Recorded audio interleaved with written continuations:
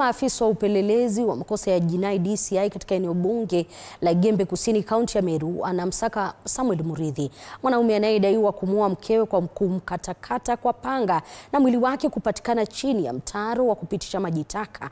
Mwanahabari wetu Anastasia Mukabi anaukitoa taarifa hii.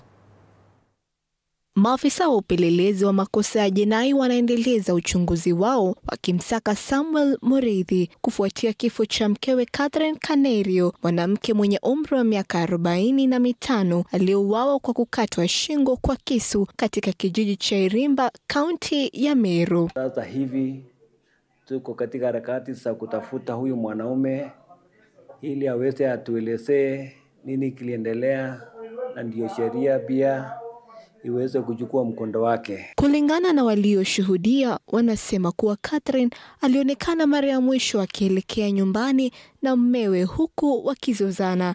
Saa chache baadaye, mwili wa mwenda zake ukapatikana umefichwa chini ya mtaro huu wa kupitisha maji ukiwa umejeruhiwa vibaya. Tukadhani ni amekatwa na kisu.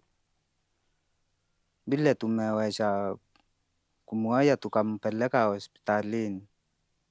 Tukienda kuona amekatwa shingo kabisa. Na wakati tulisikia tulienda mpaka huko kitendo kilifanyikia.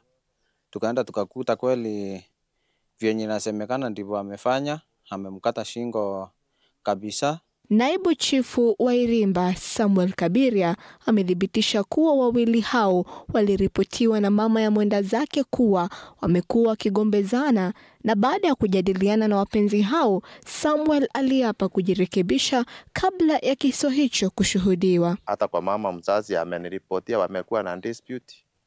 Tulijaribu kutatua, tukatatua, na mzee akasema hana mambo mingi. Sasa hizo kesi za mauaji tumeweza kufanya uchunguzi, na wenye walisababisha hizo mauaji tumeweza kukamata hao na wote wako kotini. Hata hivyo, mwili wa mwenda zake unasubiri kufanyiwa upasuaji katika chumba cha kuhifadhi maiti cha hospitali ya Nyambene, huku maafisa wa usalama wakihakikishia wakazi kuwa watamkamata mshukiwa. Anastasia Mukabi, TV47.